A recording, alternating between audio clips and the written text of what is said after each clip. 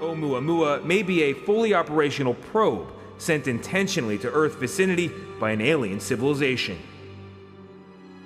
We could find these aliens not on distant planets in unexplored galaxies, but right next door in our own solar system. Scientists are now honing in on proof that ET is out there and living on the most hazardous of worlds.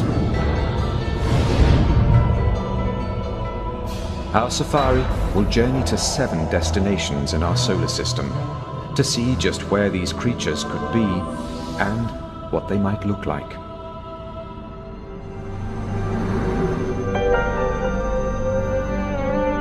These exotic lands are unimaginably harsh.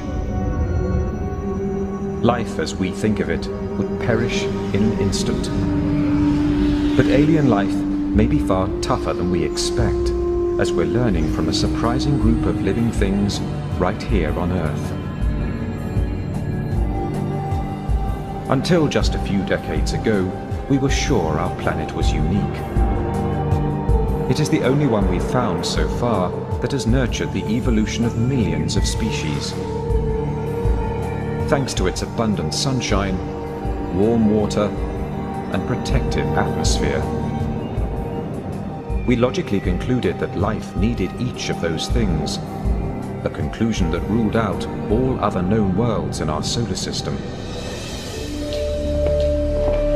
But then, biologists began combing some of the Earth's darkest and coldest places. And to their surprise, they found living, breathing creatures. Biologists call these organisms extremophiles. Some don't need light or oxygen. Others survive in tremendous atmospheric pressure. It seems life can turn up practically anywhere. Take Antarctica. After years of searching this arid, frozen landscape, scientists doubted they'd find anything alive. But in 1999, a team of explorers unearthed a rock from 6 feet under the ice. What they found amazed them. When they cracked the rock open, they found it teeming with tiny creatures. Here, at temperatures of 68 degrees below zero and 6 feet under solid ice, life had found a foothold. Biologists have been increasingly discovering life, not kangaroos, but, simpler forms of life that live at very cold temperatures, very high temperatures, very great pressures, even in places where there's sort of a high degree of radiation. It turns out life is able to live in a much wider variety of environments on our own planet than we used to think. And if life can survive extreme conditions, not just here at home, but elsewhere in our solar system, think of what this could mean. Unless there's something extraordinarily miraculous about our solar system or our planet, then life has got to be extremely commonplace. I mean, there's got to be large numbers of worlds with life, and some of them would have cooked up intelligent life. In the beginning, our Earth was as deadly a planet as any.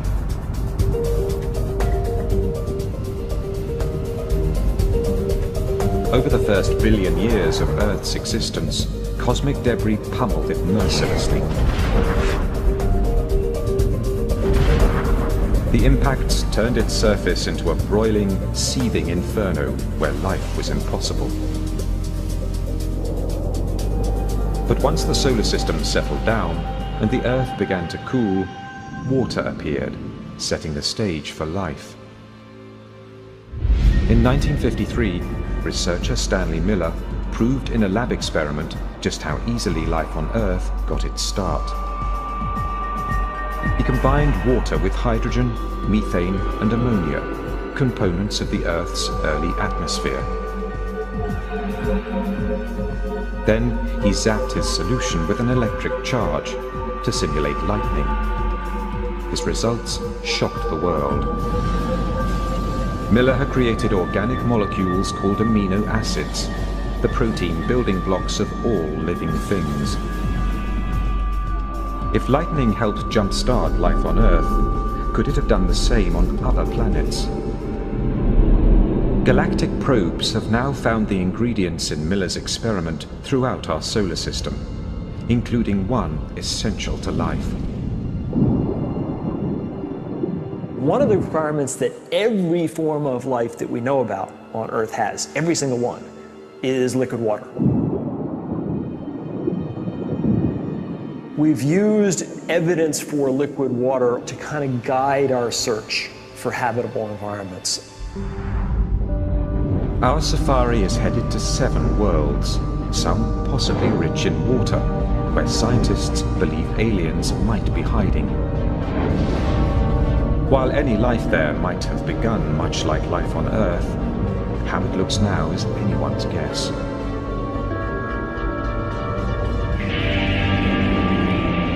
We begin in the world that has always fired our imaginations, the planet right next door, Mars. Of all the planets where we've looked for life, it's the one we've studied most. The scientist who may get the first look at Martians, if they're found, is Steve Squyres, principal investigator for NASA's Mars rovers. Mars has always had, among all the planets, I think, a special fascination for humans. For a very long time, we've known enough about Mars to know that it is probably the most Earth-like. It may be the most like Earth, with an atmosphere and seasons, but we humans would perish quickly on Mars. Its air is thin, 40 times thinner than the air at the top of Mount Everest. And it sits in a bad neighborhood of our solar system, near an asteroid belt. Its atmosphere is too flimsy to protect it. Asteroids continually bombard its surface. Violent winds can whip Mars's sandy soil into storms that consume the entire planet for weeks and spawn tornadoes 8 kilometers high. Midday temperatures at the equator of 1 degree Celsius fall to -70 at night.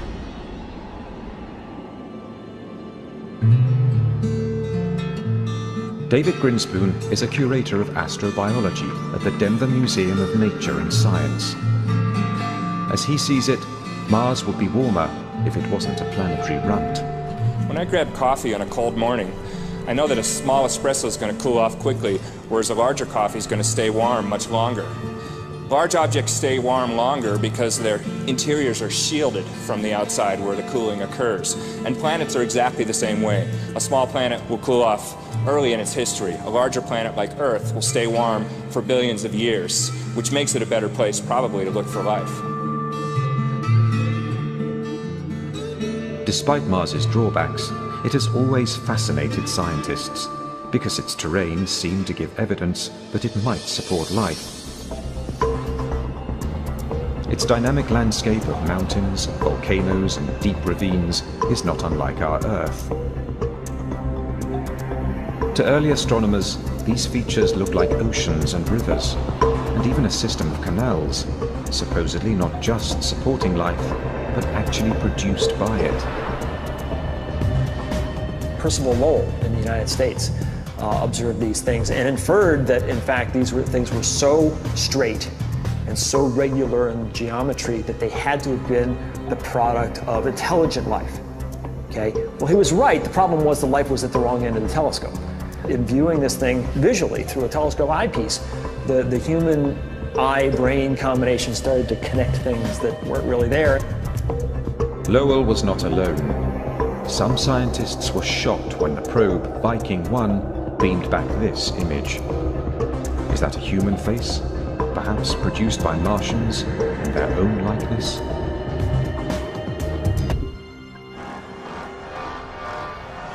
Until recently, we've never really known where to look in our solar system for extraterrestrial life. But we've always known what the aliens would be like once we found them. Consciousness. I was on a table.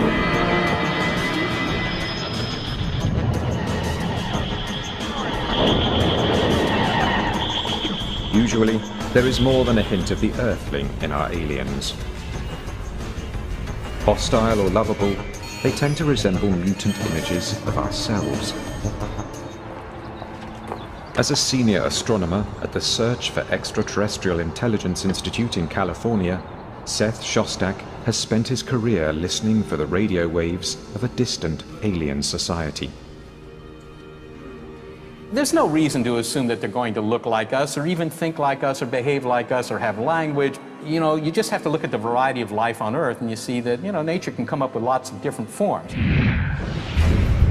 But if there is life on Mars, how could it survive in such extreme conditions? Since the 1960s, scientists have sent dozens of probes to the Red Planet. The first pictures of the barren landscape quickly dashed any hope of finding intelligent beings. But what scientists did see startled them. Though there's no evidence of Martian-made canals, there are signs that Mars actually may have had water. Some think the angry red planet might once have been blue. You just have to look back a couple of billion years, 3.5 billion, 4 billion years ago. Mars had a thicker atmosphere, had water on its surface clearly, maybe it developed life. And as it slowly went bad, you know, the life had to adapt.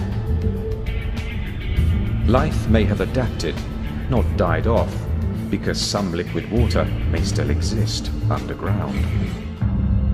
But with no surface water, frigid temperatures, and ultra-thin atmosphere, Mars is a planet only one kind of creature could love, an extremophile.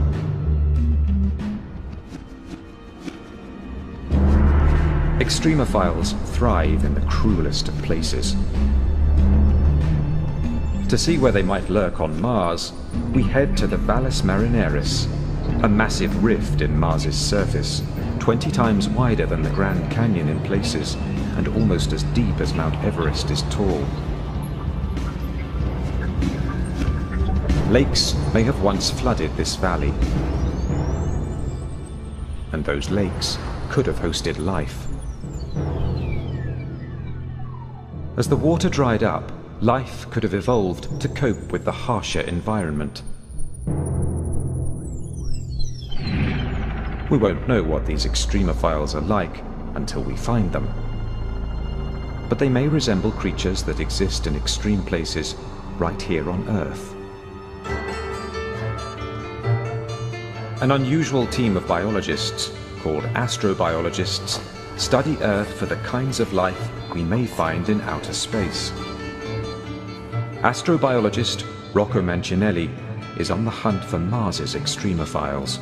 If it went beneath the surface, and some of it undoubtedly did, then what happened to it? Well, it formed brine pockets. So what kind of organism can live in a salty brine? A salt-loving organism.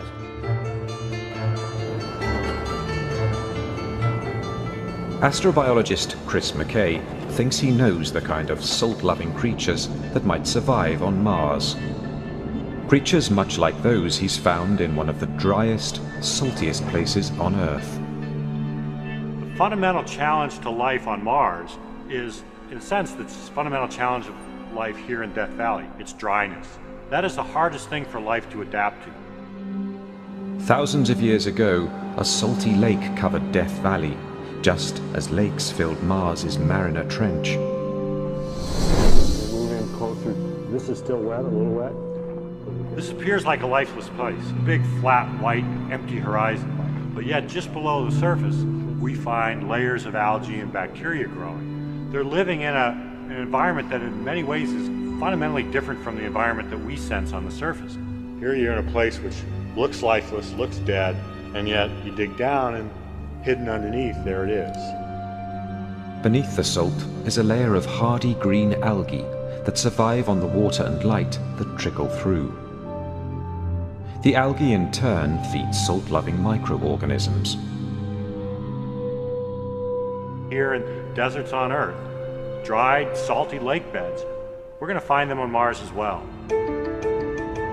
Salty deserts are not the only places life might be hiding on the red planet. There are Mars's tremendous volcanoes, some of them 6 times larger than those on Earth.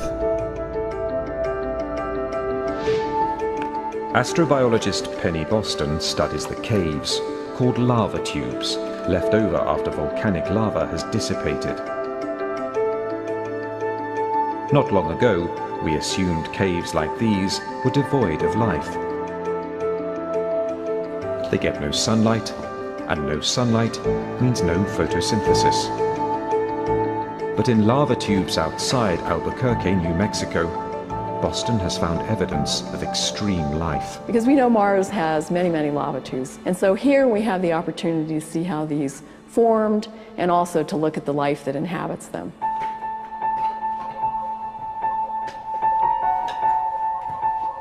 The extremophiles Boston has found appear to be thriving.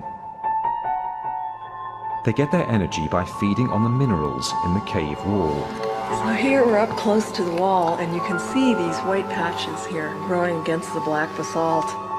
And each one of these is like a major city for these little guys. They're all nestled in these little pockets in the basalt. And so these guys are permanently adapted to these freezing temperatures. They never see any light, and they get what they can find in the environment. Are there creatures like these in the caves below Mars's volcano fields? Boston thinks so. We are going to find life, and I just hope that I live a long and healthy life so that I can still be around to see that. We may already have had our first glimpse of Martians, not from our visit to their planet, but from their visit to ours. 16 million years ago, an asteroid slammed into Mars and propelled a 2-kilogram rock into space. Amazingly, that rock sailed to Earth and came to rest in Antarctica. Inside, NASA scientist David McKay and Everett Gibson were amazed to spot the outlines of fossils. Water has carved small tunnels in the rock.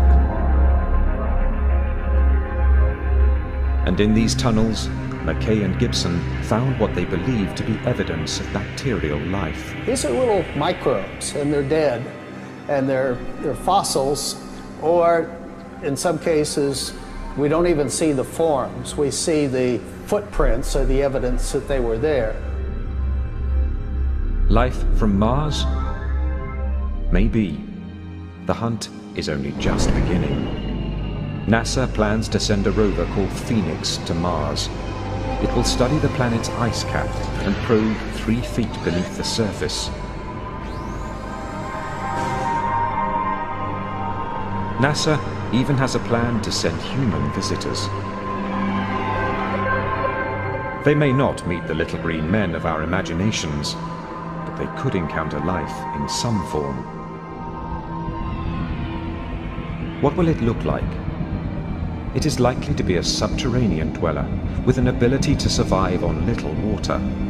Perhaps an organism with a taste for minerals, like the creatures in the lava tubes of New Mexico. Even the smallest find would have enormous implications. Proof that life is not unique to Earth, but exists just next door.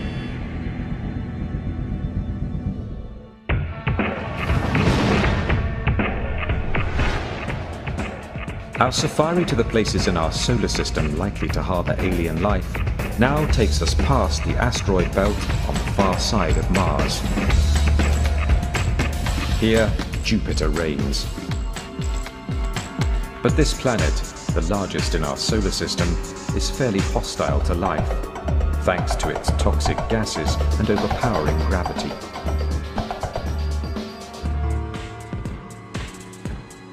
Not only is it pretty cold out at Jupiter, it's also, it's got this really thick atmosphere, tens of thousands of miles thick, and it's got ammonia and methane and, things used to clean the bathroom. But Jupiter has more than 60 moons that we know about. At first glance, those moons would seem unlikely places to seek alien life. Their atmospheres are thin, and they are inhumanly cold. The temperature on Callisto is lower than minus 200 degrees Celsius. The The scientific probes Voyager and Galileo have detected little on the surface of these moons but ice, with one dramatic exception. Io is one of the closest moons to Jupiter. When NASA sent Voyager 1 to Io in 1979, astronomers were astonished to find its surface roiling with giant volcanoes. Io is the most volcanically active place in the solar system, just spewing volcanic material from its surface all the time. What could be heating the interior of this frigid moon? Amazingly, it's the force of gravity from Jupiter. The giant planet exerts enormous gravitational pull on its moons. The closer the moon, the stronger the force. So strong, it can actually stretch their crusts. But some of these moons have elliptical orbits, so as they near Jupiter, the crust stretches towards it. When they move further away, the crust relaxes back towards spherical. This constant tidal movement creates friction deep inside, and that friction generates heat. It's like rubbing two sticks together to start a fire. The pull of Jupiter is heating Io from the inside out. Volcanic fumes and lack of water make Io inhospitable to life. But Jupiter's other large moons are more distant, close enough for Jupiter's gravity to warm them from within, but distant enough to remain calm on the surface. 3 of them look particularly promising as possible homes for alien life. The one furthest from the giant planet, Callisto. On its surface, Callisto looks like our moon, scarred and cratered by countless hits from asteroids. Those impacts may have melted the surface ice for brief periods, allowing life to take hold. But in 1998, the Galileo spacecraft detected a much more promising incubator deep beneath Callisto's surface. Radioactive rocks and tremendous pressure in its core generate heat inside Callisto. The heat may be melting its icy crust from below, creating a hidden ocean. And hidden oceans could mean hidden life. As we fly closer to Jupiter, we find its largest moon, Ganymede. Ganymede is also deeply scarred. Ridges rise above its surface. Those bright spots are craters as big as 5 kilometers across, and likely to be lined with frost. But these photos offer the most compelling clues to where life here might hide. They show flowing glaciers, glaciers that resemble those on Earth. Ganymede's moving glaciers could also be signs of heat within. So, like Callisto, Ganymede could also have a hidden ocean, buried beneath as much as 190 kilometers of ice. The third moon on this leg of our alien safari is the most intriguing. It is called Europa, and of the 3, it resides closest to Jupiter. That proximity to the giant planet means Europa's core may be very hot, far hotter than Callisto's or Ganymede's. But its surface remains frigid, a potent combination for life, since there could be a temperate zone where they meet. Mammoth fissures scar Europa's thick crust of ice, a sign that ice is always shifting. On our own planet, we see the same cracks in the ice sheets covering the Arctic Ocean. Europa's crust may be riding the largest ocean in the solar system, an ocean twice as large as all of Earth's put together. Now those oceans, if they're there, and the chances are pretty good that at least some of them are, they've been sitting around for a long time, 4 billion years, a little longer, right? In 4 billion years, an ocean of water, do you think anything might have cooked up there? Well, it certainly seems plausible. the environment in Europa's ocean is more or less as nice as the environment in our own ocean, as a place for living things to exist. Heck, things from planet Earth could probably live in the European Ocean. But Europa's oceans will be very cold, even slushy. And sunlight never penetrates them, thanks to an icy cover that may be 16 kilometers thick. We might never have thought life could exist here if not for a revolutionary discovery off the coast of Ecuador. Deep in the Pacific, biologists have found flourishing communities of tube worms, crabs, and even squid. These creatures are thriving despite complete darkness, extreme cold, and the pressure of the deep ocean. They feed on bacteria that take their energy not from the sun, but from chemicals erupting from the sea floor. We might find very similar volcanic vents on Europa, supporting their own web of life. To find out, NASA scientists would like to put a lander on the European surface. Some would like to send a cryobot, a robot that would melt the ice and release a probe into the liquid below. That's not so hard to do. You just have to melt your way through. But you're going to have to melt your way through not a couple hundred feet, but maybe a dozen miles of ice. And send down a fishing line with maybe a video camera and a light bulb on it and look around.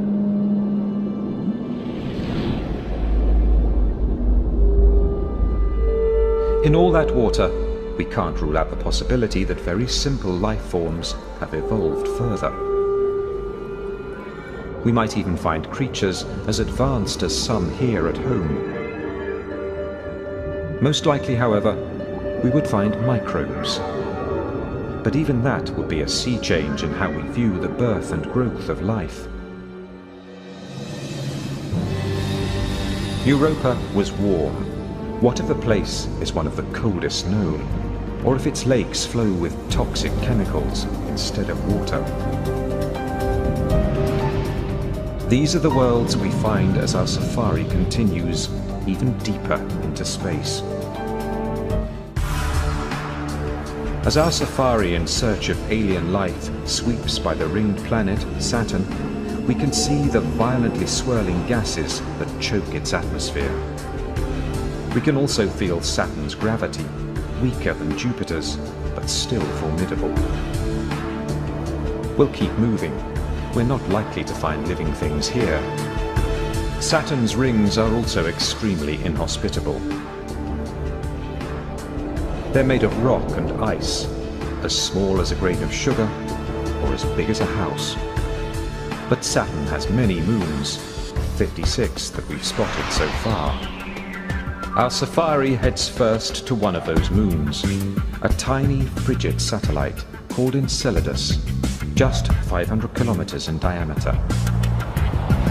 Here, gravity is very weak, a fraction of that on Earth. And Enceladus has hardly any atmosphere. It reflects back into space almost all the sunlight that hits it, making it the shiniest object in our solar system. Until very recently, we also thought Enceladus was too cold to support life.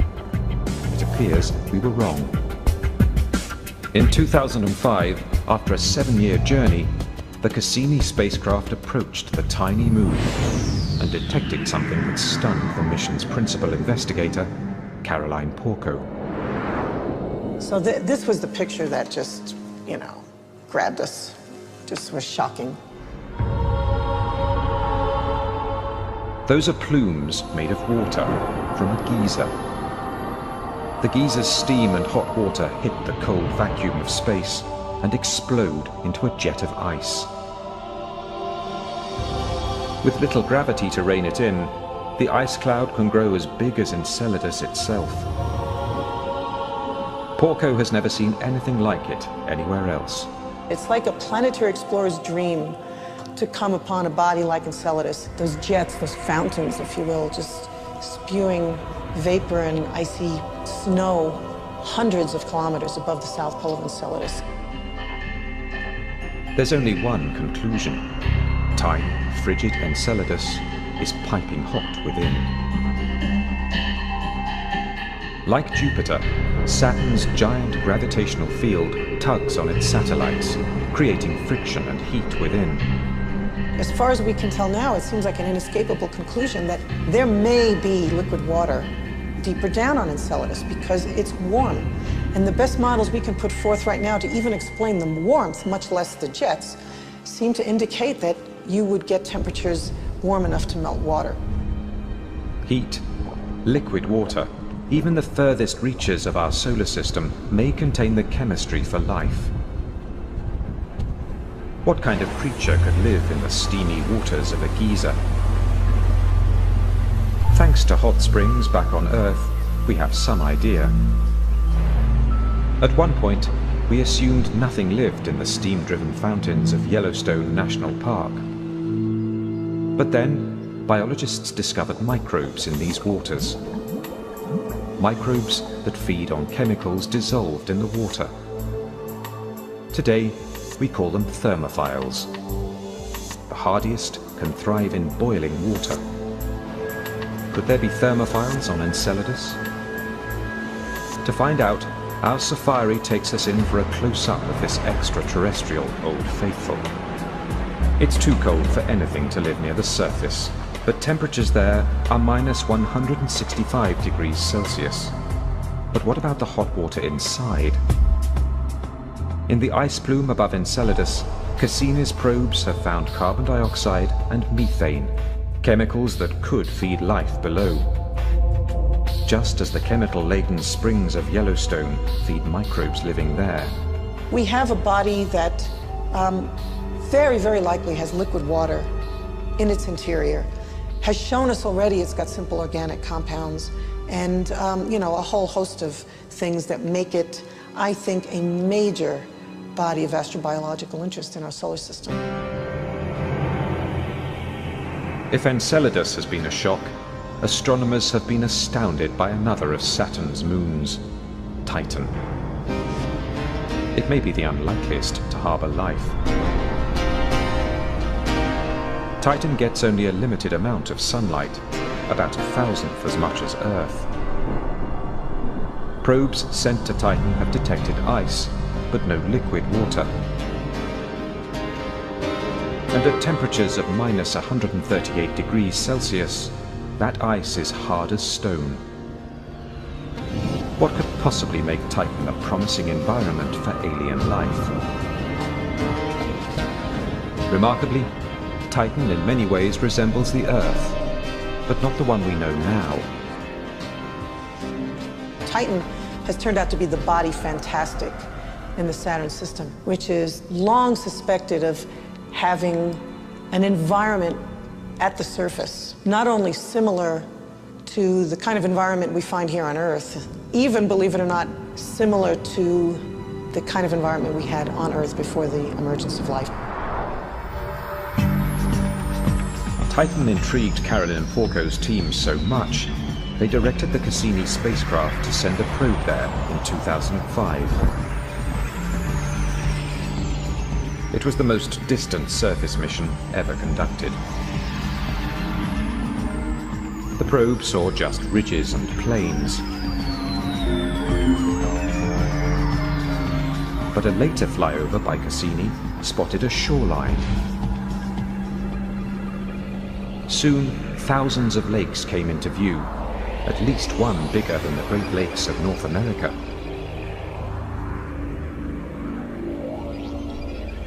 It's the first time we've ever detected liquid on the surface of another celestial body. Kind of looks like Minnesota, except the lakes are not water, they're liquid natural gas. But liquid natural gas is a liquid. And that's not snow. Those are methane flakes. Like Earth, Titan has weather, but it's of a rather psychedelic kind. There are even methane hurricanes. It's not water, it's methane, doing all the exact same things. Raining, evaporating, flowing in rivers. So you have something that is basically doing what water does on Earth, on Titan, only it's methane. A similar scene may have existed on Earth 4 billion years ago. making scientists suspect that Titan could also be an incubator for life. Chemistry does go on. At those cold temperatures, it's really slow. But Titan has had 4 billion years in which to do some chemistry, and maybe in that period of time, maybe something is cooked up. It would have to cook up without liquid water, something we've never seen before. But scientists aren't ruling it out. The substitute could be the methane, so abundant on Titan. Used for fuel on Earth, methane was long thought poisonous to all life. But in 1997, researchers examined mounds of methane ice in the Gulf of Mexico, and they were astonished to find colonies of small centipede-like worms thriving amid the frozen substance. They think the worms may eat bacteria that feed on the methane. In general, things that we think of as deadly, many of them are potentially lively. If you can figure out an evolutionary way to tap into that energy rather than having it destroy you, then it can be bountiful. There could be one more complication for life on the surface of Titan. With only a weak magnetic field to shield it, living things on the surface could be exposed to cosmic radiation. But that might not be a problem for an extremophile, as we found here on Earth. Biologists have uncovered plenty of life near Chernobyl's contaminated nuclear reactor, and even swimming in toxic radioactive spills, actually feeding off the decaying molecules. It's possible Titan's life forms could do the same. To find life on Titan, we may have to dive into its methane lakes, where we might find chemical-loving bacteria. We may even find microbes resistant to radiation, not unlike those here on Earth at Chernobyl, living on its rock-hard ice sheets. Organisms that eat methane might give off heat, melting the ice, possibly creating another fountain for life. There's no doubt, life on Titan would be a strange brew. But we have yet to visit the most bizarre world where scientists believe life could exist, and it's much closer to home. Our safari of the world's most likely to harbor alien life has taken us far. We've visited frigid deserts, submerged oceans, and methane lakes. But the world we are about to visit may be the most extreme of all. For our final stop, we are turning back toward Earth, to Venus, our closest planetary neighbor in the solar system. If life can survive here, it seems it could exist almost everywhere. To reach the surface of Venus, we have to fly through a dense layer of yellow clouds, 64 kilometers deep, with a composition similar to battery acid. The atmosphere here is 90 times heavier than Earth's, too heavy for a human to tolerate. On the ground, there are extinct volcanoes and lava flows as far as the eye can see. They cover 85% of the planet's surface. It is hard to believe Venus once had vast oceans.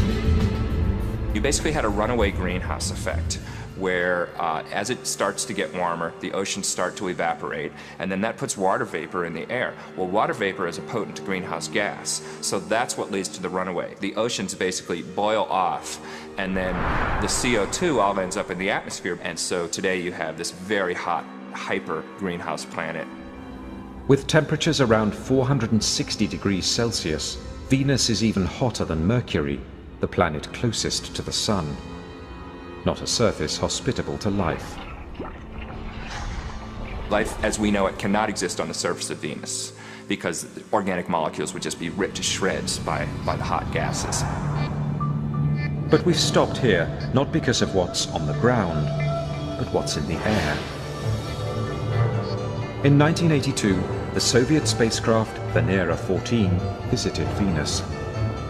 In the clouds, 50 kilometers up, it detected temperatures much cooler than on the surface.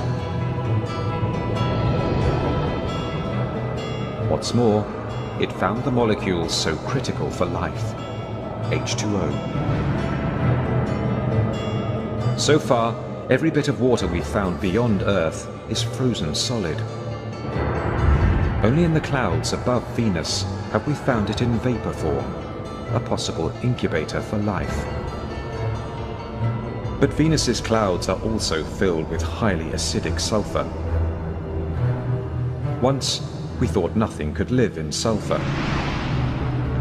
But scientists have analyzed some of the most acidic water on Earth, leaching from a California mine. Watch your head, sulfuric acid. In sulfuric acid strong enough to erode metal, eat through clothing, and dissolve human flesh, they found life. Acid-loving extremophiles. These organisms feed on sulfur compounds, like iron sulfide, eating the iron and emitting the highly acidic sulfur. Do extremophiles like these float above Venus? Astrobiologist David Grinspoon likes to think it's possible. Maybe in the clouds of Venus there are some sulfur-based organisms. Sulfur actually absorbs ultraviolet light in interesting ways, and I'm just imagining that there's maybe some kind of photochemical reaction going on where ultraviolet light is actually being used to convert chemicals into some higher energy state, which then is basically being eaten. What will these aliens be like if we do find them? They would have to tolerate high temperatures and enormous atmospheric pressure. They would also need to thrive in acid concentrations deadly to most life forms. Perhaps they might resemble a hardier version of the acid-resistant extremophiles in California's mine. We keep finding that life lives in places that we used to think were inhospitable. So whenever we say, oh, it's impossible, you couldn't have life in the clouds of Venus, I think we have to be very careful because they might just reflect our own ignorance or our limitations on our own imagination, and maybe not real limitations on the ultimate creativity of nature, which seems to find solutions to these problems. As our safari returns to the cool, blue, lush and lively world of Earth, we can see why we so revere its life-sustaining gifts. But, as we are learning, even the most extreme environments can harbor living things. Extremophiles may resemble the first version of life in our universe, and they could even be the most common. Could they have evolved further from these humble beginnings? Could intelligent life be out there as well? For more than 40 years, scientists at the Search for Extraterrestrial Intelligence Institute in California have been searching the skies for answers to that question. Astronomer Seth Shostak believes he'll know the sound of alien life when he hears it. We have a couple of observing projects to try and find signals. The biggest one are our radio searches, and that's where we use big arrays of antennas, and we point these antennas at nearby star systems that we think, well, this is the kind of star that might have a planet that might be something like Earth. We point in those directions, hoping to pick up a signal that would tell us that somebody there is clever enough to build a radio transmitter. It's a safari that never leaves home. Today, we're closer than ever to knowing the answer. Some scientists believe we'll get our first look at our extraterrestrial cousins in the near future. I hope it's in the next 10 years, and I'm ready for it next week. So the sooner the better.